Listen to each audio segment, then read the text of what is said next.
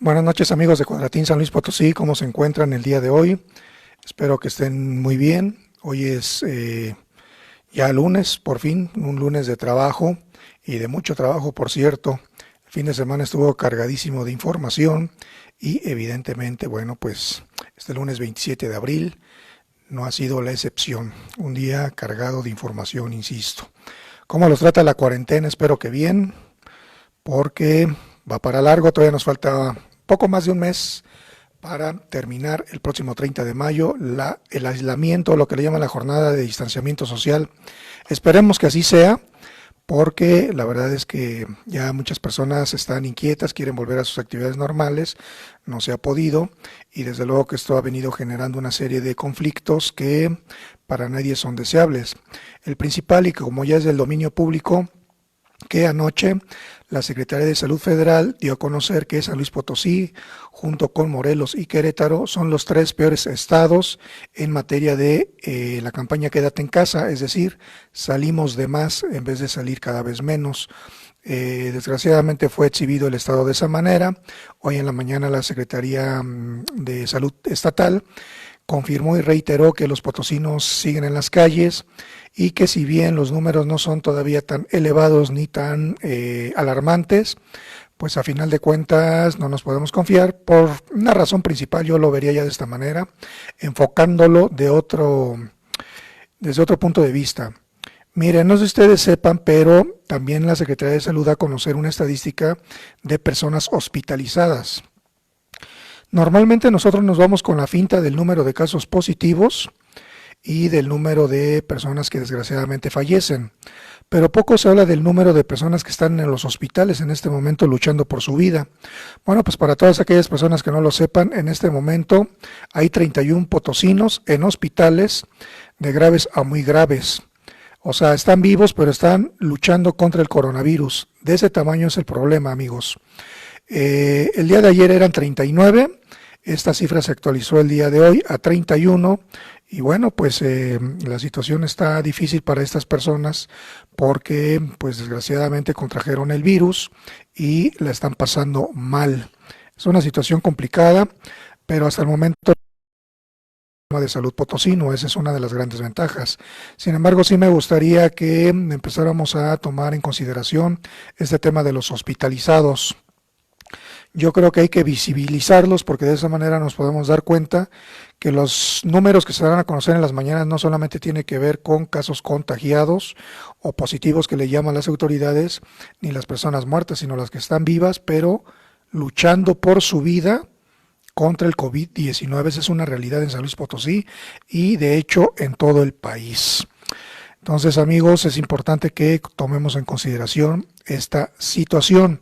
¿Qué hicimos en la mañana? Bueno, pues nos empezamos a dar unas vueltas ahí por las calles y efectivamente muchísima circulación vehicular, muchísima gente en las calles y pues esto nos denota una triste realidad, que en San Luis Potosí un grupo de personas, evidentemente no todas, no dejan de salir de sus casas y la verdad es que si bien hubo críticas a una transmisión que hicimos en la mañana relacionada con que, pues, ¿qué vamos a comer? ¿A poco tú nos vas a mantener? Y demás, pues no se trata de eso, sino que la verdad es que uno, si anda circulando, ya sea a pie o en un vehículo por la ciudad, se da cuenta que mucha gente no está haciendo nada absolutamente, o sea, van y se sientan a las bancas. Digo, ni para usted ni para mí es un secreto que, por ejemplo, todas las cintas restrictivas que se pusieron en las plazas del centro histórico ya fueron destruidas, casi todas, y las autoridades tienen que volverlas a colocar porque es gente que sale, que quiere tomar el aire o el sol o lo que sea, van, las rompen y se sientan ahí, entonces no se puede alegar que sean personas que tengan la necesidad de salir por trabajo. O sea, eso sería absurdo, sería chuparnos el dedo. Simplemente es gente que no le interesa cuidar su salud ni la de los demás y anda en las calles. Entonces, reitero, San Luis Potosí, Morelos y Querétaro, los tres peores estados en movilidad urbana. Tampoco está nuevo porque ya se había dado a conocer por parte de la Secretaría de Salud Estatal un estudio de Google donde precisamente se habla de esa misma situación, que la gente sigue en las calles. Bueno, es más, no solamente estamos hablando de la capital potosina, o sea, hay que tomar en consideración esta situación, ni tampoco se trata de exhibir ni de señalar a nadie, pero en Gilitla ayer estaba a reventar, amigos. Chéquense, dense una vueltecita a nuestra página ahí mejor dicho, la cuenta de Facebook de Cuadratín, SLP, y van a ver un video donde están los gilitlenses, pues como si nada, las calles atiborradas de gente, imagínense ustedes, y eso que no hay turismo en este momento, o supuestamente no hay turismo, o no ha abierto los sitios turísticos. Entonces imagínense ese grado de inconsciencia que existe actualmente, y bueno, pues la verdad es que está difícil la situación. Les adelanto que el día de mañana vamos a estar publicando un reporte de la UNAM que dice que San Luis Potosí es uno de los estados más vulnerables al COVID-19, y ¿qué creen? Que principalmente la zona huasteca, a donde también ya tenemos varios casos de coronavirus. Es un problema ese que estamos teniendo de la falta de conciencia.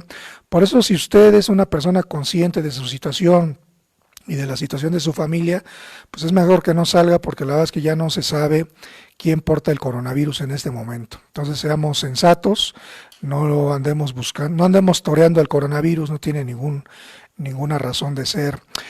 Saludamos en este momento a Teresita Rodríguez, quien comenta: qué vergüenza la noticia nacional.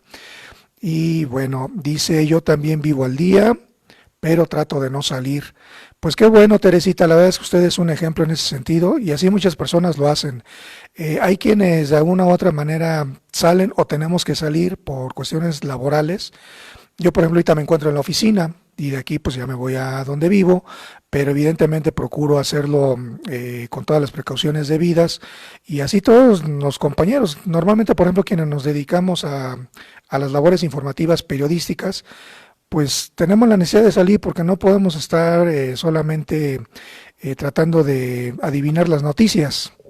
Es decir, es nuestra labor, pero evidentemente hacen una labor principalísima y desde luego muy destacable, pues los enfermeros, los doctores, todo el personal de salud en general, los policías, los bomberos, no se diga, ¿no? Estuvieron hace poco apagando incendios, recordaremos, en varias zonas de la entidad.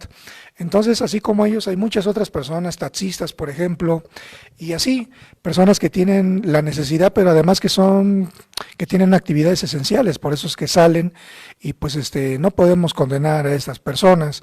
Pero si usted es un empleado o conoce a alguien de sus amigos, de sus familiares, que es empleado de gobierno, y el gobierno le está pagando su sueldo y le dijo vete a tu casa, y no anda en su casa, pues eso ya es ser irresponsable, evidentemente. Eso sí es condenable, eso sí es para exhibir a estas personas que no hacen conciencia, que piensan que los mandaron a su casa nada más hasta de vacaciones, y no aguantan la cuarentena, ¿no? Ese sí es el verdadero problema al que nos estamos enfrentando, amigos.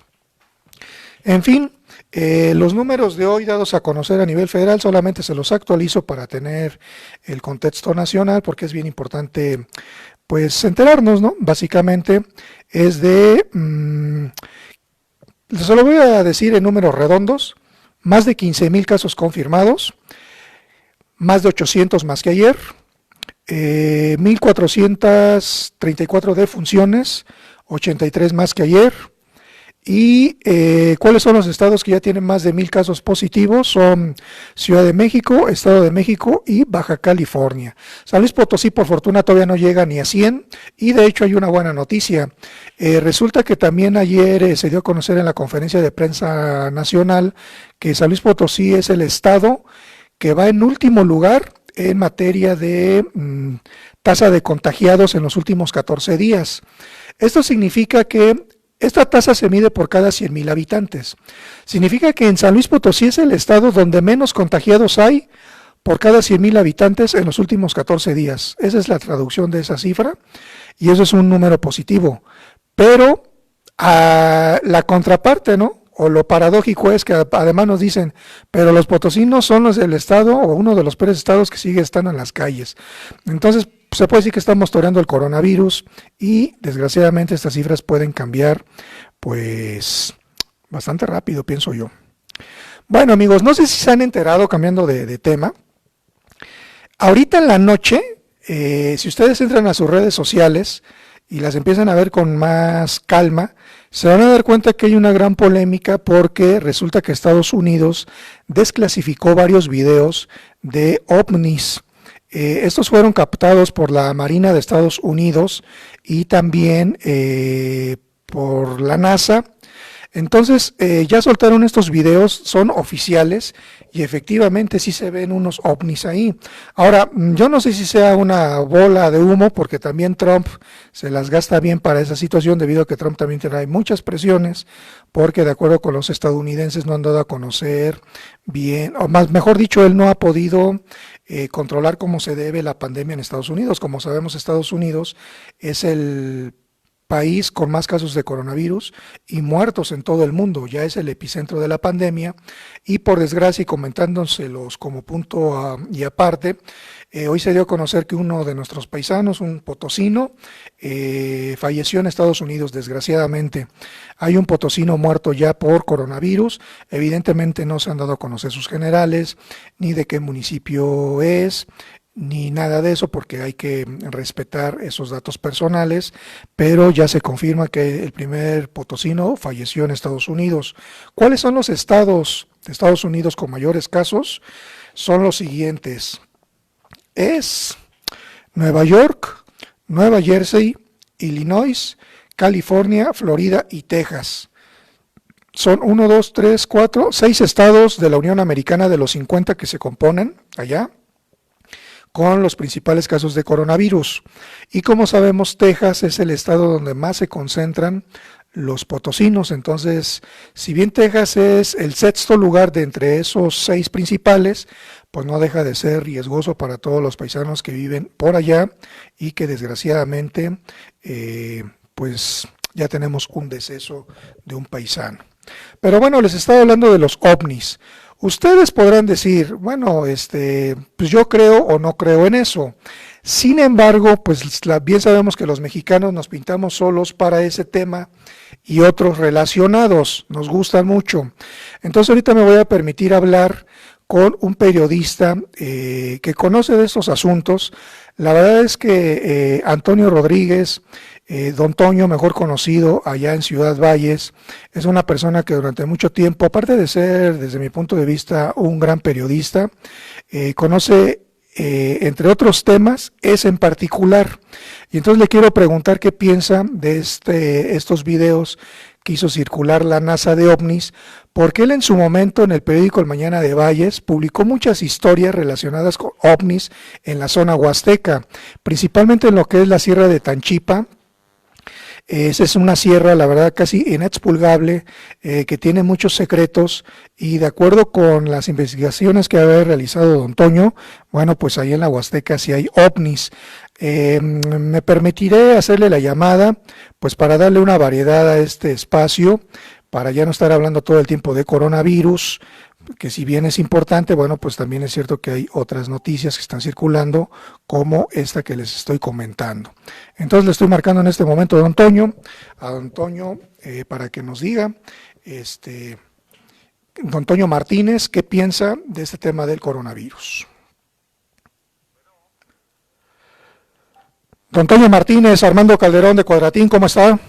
¿Qué tal, Armando? Muy buenas noches. Muy bien, Armando, en la Huasteca Potosina, disfrutando del intenso calor, pero es natural nuestro y ahora lo agradecemos porque de alguna manera creo que ayuda a controlar un poquito la expansión del COVID. A tus órdenes, Armando, buenas noches. Pues muchas gracias, don Toño. Antes que nada, corregir, hace ratito lo estaba presentando como don Toño Rodríguez, le ofrezco una disculpa, don Toño Martínez. Me parece que, don Toño, que usted es uno de los periodistas más capacitados para hablar de muchos temas, pero como comentábamos hace rato, estamos hablando ahorita del tema de los ovnis.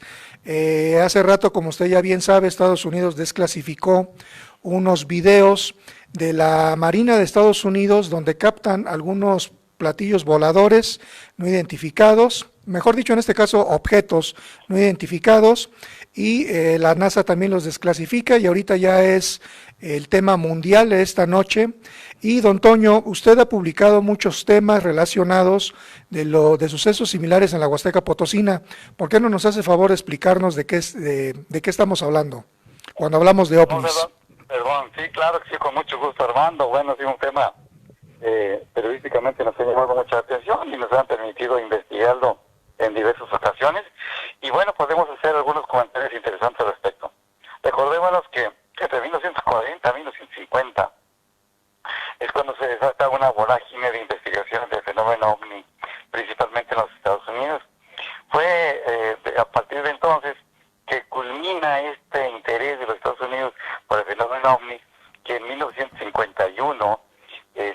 el famoso proyecto Libro Azul. El Libro Azul era un proyecto destinado a recopilar toda la información que existe en el mundo sobre avistamientos y contactos con seres extraterrestres, se les denominaba, y estaba a cargo del capitán Edward J. Rupert.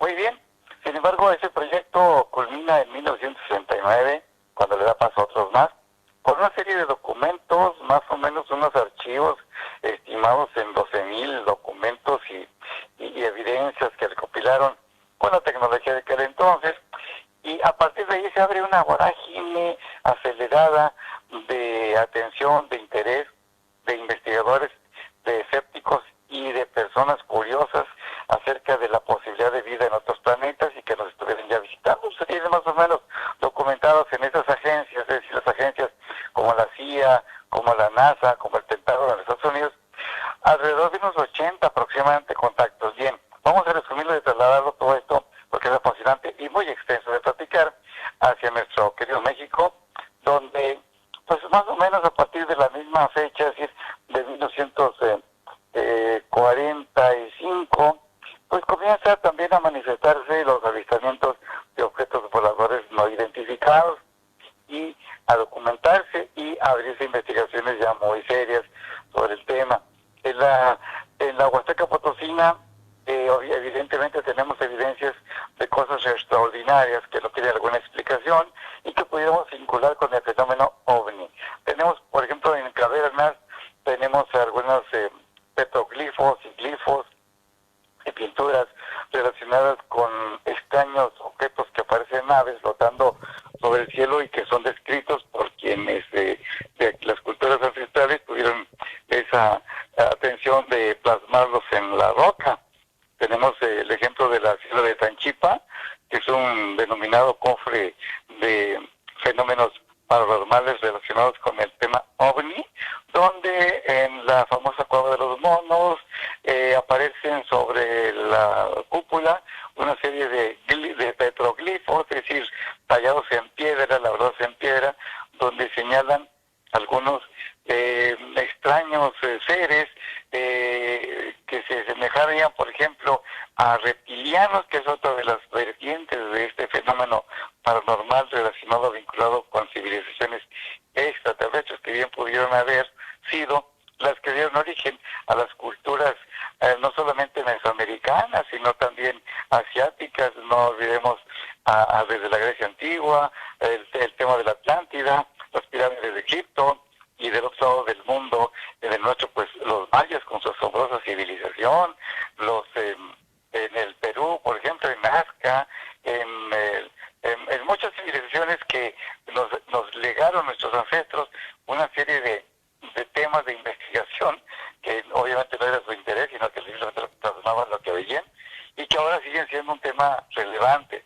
Si nos acercamos más a la actualidad, Armando, te diré que dentro de esas desclasificaciones que hubo, a mí particularmente me llama la atención un tema que en 1917 se dio en la Estación Espacial rusa, cuando 3 cosmonautas que regresaban a la Tierra, después de haber estado en la estación que se desmanteló desde ese entonces, tuvieron una experiencia extraordinaria.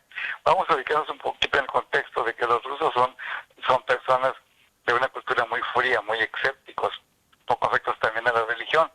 Resulta que los cosmonautas que regresaban en la nave, de repente narran, y así quedó en el estudio, en el informe que rindieron al Centro Espacial de Rusia, narran que tuvieron una experiencia extraordinaria cuando al asomarse por la mirilla de cristal, descubrieron una luz muy intensa y muy blanca,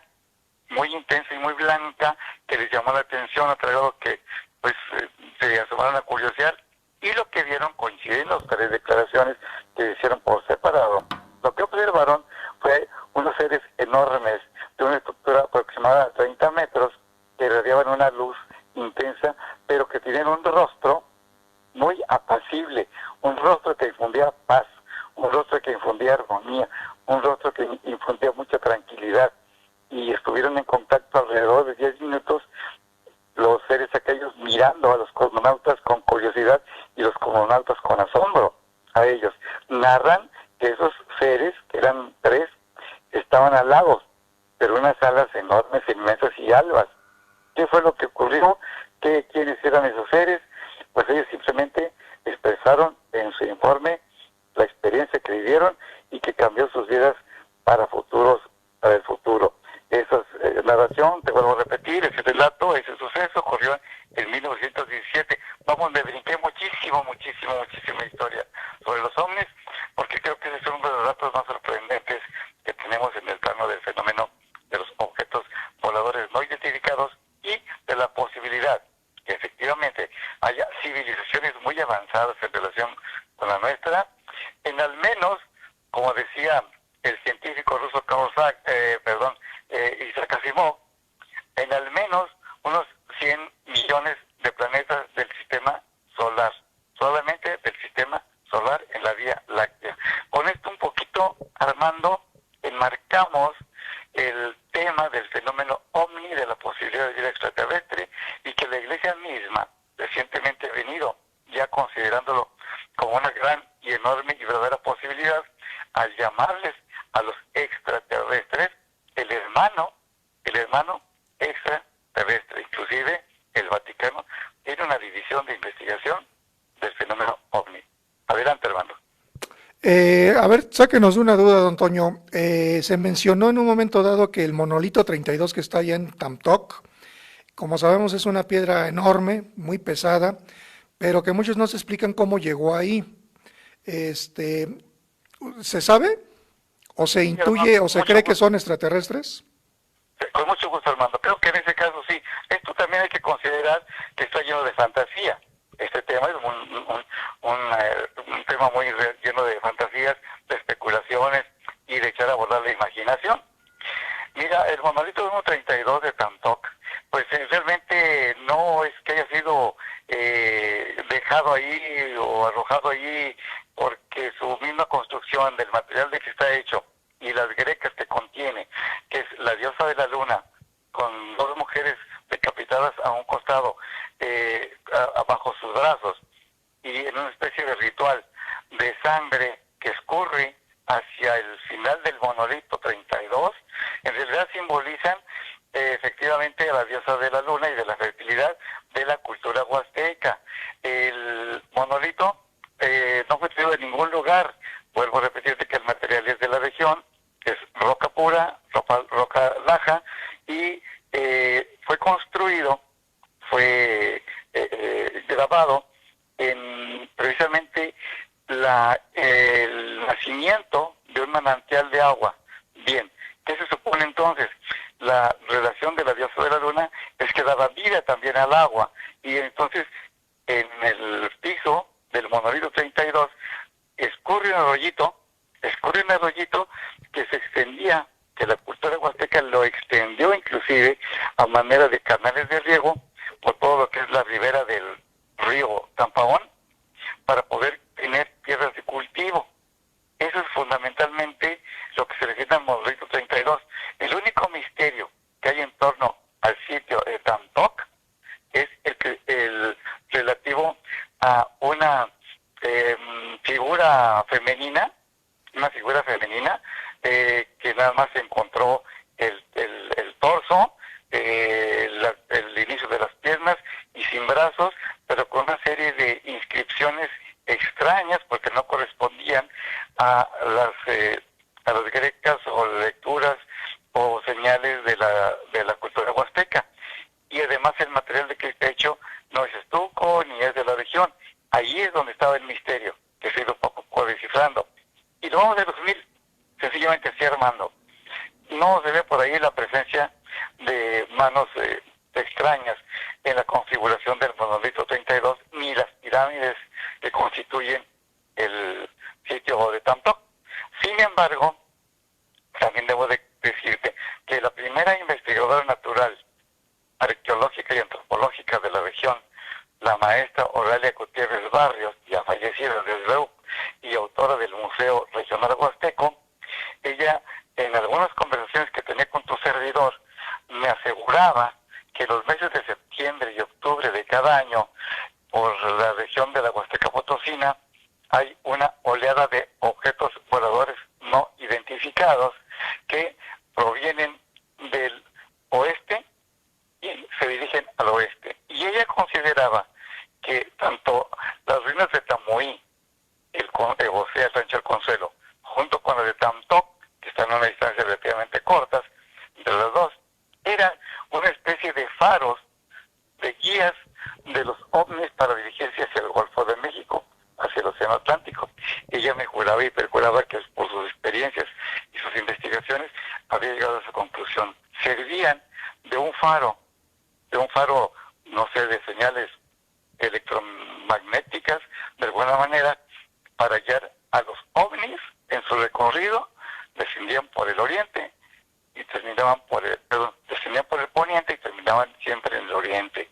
Entonces, de ahí es la única relación que yo te pudiera decir en cuanto a tanto con el fenómeno ovni. Entiendo, don Antonio. ¿Y cuándo fue, de acuerdo a lo que usted sabe, el último avistamiento o posible avistamiento de un ovni ahí en la Huasteca? Ay, Armando, yo creo que ahí sí no hay fechas determinadas porque eso se ven y se narran y se relatan de manera muy constante. Yo creo que no hay una fecha determinada para decir este fue el más reciente, este fue el último.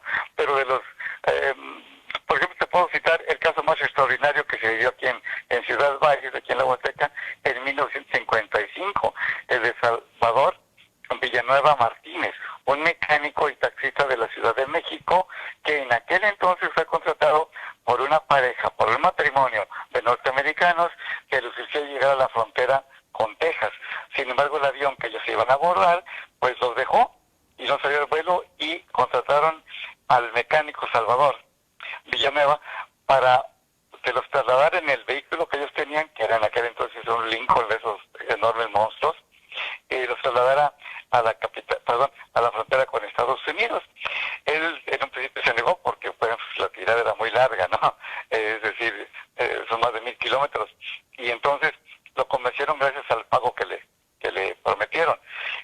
Al llegar, recorrió toda la carretera nacional México-Laredo y cruzó por la sierra de Tamaulipas, de Matlapa, la sierra mar oriental, toda la zona accidentada serrana y hasta llegar al valle. Entonces aquí ya de Tancanhuitz hacia acá, hacia el norte, pues ya empieza la planicie. Cruza por Ciudad Valles, que para aquel entonces pues era un pueblo simplemente, y sale de Ciudad Valles y a la altura de un ejido que se llama Montecillos, aproximadamente a 10 kilómetros de esta ciudad, el vehículo sufre una falla mecánica, se detiene, mecánico al fin, se detiene y entonces les dice a sus ocupantes que les pedía regresar a Ciudad Valles en un vehículo que pasara por ahí para que los hospedaran mientras él reparaba la unidad. Así ocurrió, ellos se vinieron a Ciudad Valles a hospedarse en un hotel y él se quedó a reparar. Cuando estaba debajo del vehículo revisando cuál era el desperfecto, estaba en la orilla de la carretera, escucha sobre la grava de la vera del camino una especie de pisadas y le preguntan que si su nave estaba descompuesta. Él se extrañó de la pregunta, pero dijo, sí, pues tengo una falla que estoy tratando de corregir, pero no había visto de quién se trataba, de dónde venía la pregunta. Entonces, a insistencia del ser aquel que preguntaba, él sale del vehículo y descubre que era una especie de humanoide de regular estatura, vestido de color gris y con una escafandra. Él la relataba como escafandra de buzo. Bien, se sorprende, pero bueno, estaba solo y pues el miedo más que nada y el sitio alejado de todo, pues lo hizo que conversara y aquel ser le decía que le podía auxiliar a la reparación de su nave. Dice, no tengas miedo, no te vengo a hacer ningún daño y es más, te voy a invitar a que conozcas mi nave. Entonces relata él en un libro que fue muy vendido y que le ameritó inclusive entrevistas de grandes periódicos por aquel entonces, pues el Heraldo de México que comenzaba, periódicos como el Washington Post vinieron a entrevistarlo. A todos ellos les narró lo mismo, es decir, lo llevan a su nave, el objeto donde venía aquel ser, estaba entre la maleza. Él se asombra de ver el tamaño de aquel objeto, que era una nave relata con un platillo enorme, y Entonces salen del platillo otros seres, pero ya de otro tamaño, más alargado, color gris también, en una vestimenta color gris, con brazos extremadamente largos, pero con un rostro pues de cierta amabilidad, si lo comparamos con el gesto que somos los humanos cuando queremos agradar. Dice que lo invitan entonces a que conociera su nave de ellos, y relata, expresa, explica que pues no sé, no tuvo miedo por la forma como lo trataban, ascendió, dice que le mostraron unos zapatos que él desconocía, que eran los que constituían el interior de la nave, y que le pidieron autorización para llevarlo a Venus, entonces, así concretamente señala el planeta Venus. Entonces les dijo que tenía el compromiso de llevar a sus pasajeros a la frontera, y le relataron que no iban a tardar en lo mínimo, y que cuando regresaran su nave, la nave de don Salvador, iba a estar ya en perfectas condiciones. Él no sabe cuánto tiempo pasó, pero narra en el libro, con todo lujo de detalles, haber estado en el planeta Venus, haber conocido las ciudades del planeta Venus, haber conocido a la gente del planeta Venus, sus costumbres, y que la gente los trataba muy amable. No eran parecidos evidentemente a los terrícolas, pero sí semejaban en cuanto a la conformación de dos brazos, dos piernas, y el rostro, nada más que la cabeza era un tanto alargada. Entonces, él no supo cuánto tiempo pasó, él se extasió de contemplar todas aquellas maravillas del planeta Venus, dice, y pues ya lo invitaron a regresar para que él continuara con su camino. Cuando regresó, efectivamente, encontró el vehículo ya funcionando, regresó por el matrimonio de norteamericanos y siguió su camino, pues no dijo nada de lo que le había pasado. Bueno, pero ya llegando a la Ciudad de México no guardó la experiencia aquella, y se la relató a su familia. Y la familia pues ahí lo fue circulando, y llegó a manos de los periodistas, llegó a manos de investigadores, y lo invitaron inclusive a universidades de California para que dictara algunas conferencias, y lo entrevistaron científicos, lo sometieron a los detectores de mentiras rudimentarios que tenían en aquel entonces, y no pudieron comprobarle que fueron fantasía.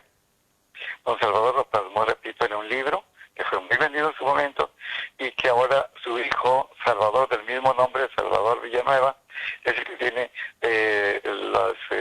los derechos sobre el libro y todo lo que se refiere a la utilización de ese documento tan fantástico. Eso ocurrió en Ciudad Valles en 1955, y el libro se titula Yo estuve en Venus.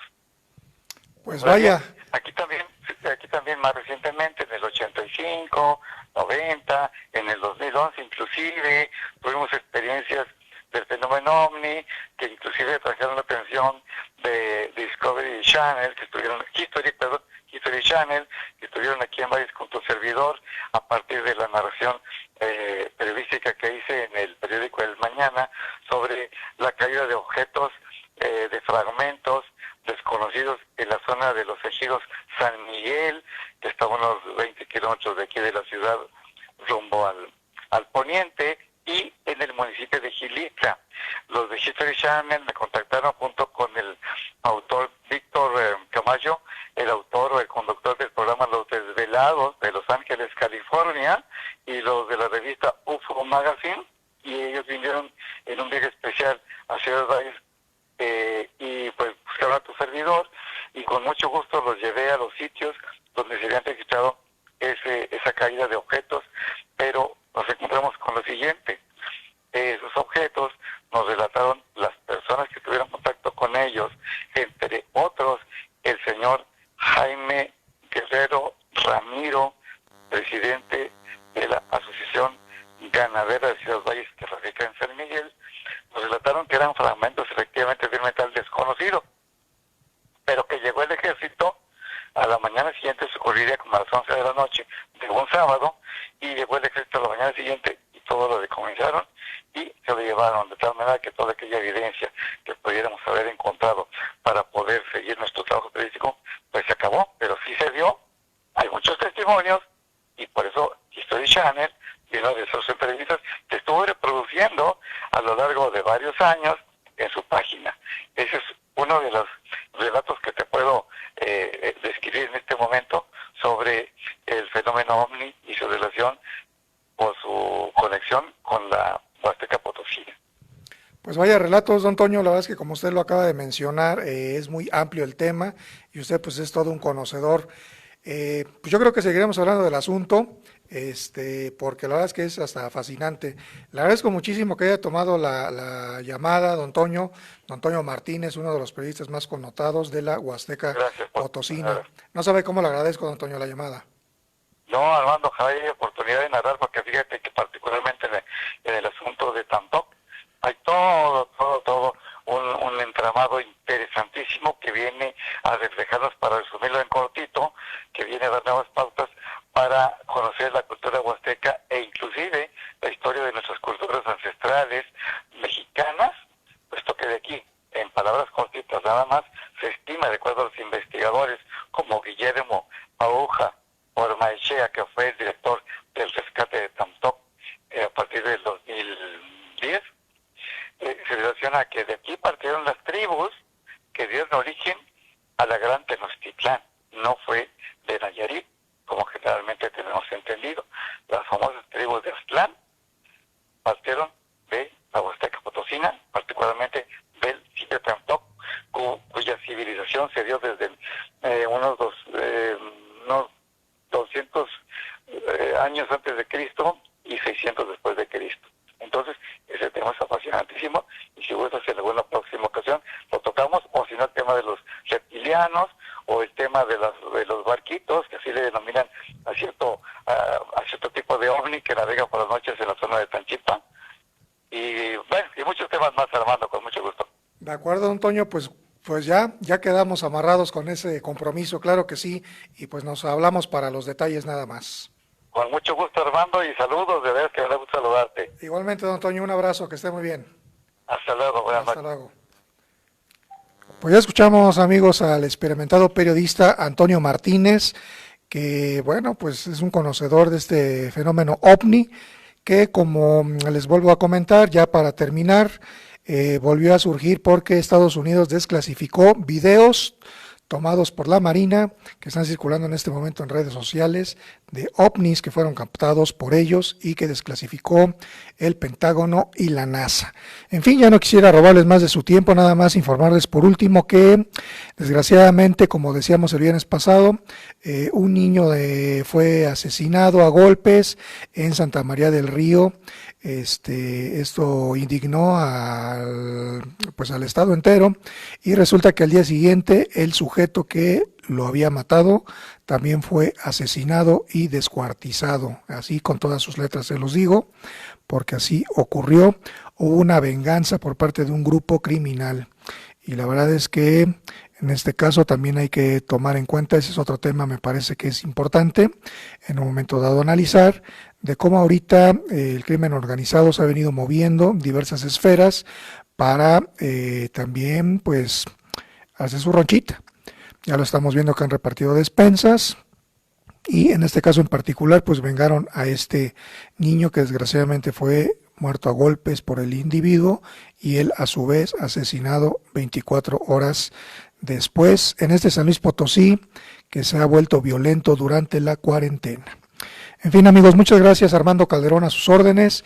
Les deseo muy buenas noches y nos vemos el día de mañana a las 9 de la noche.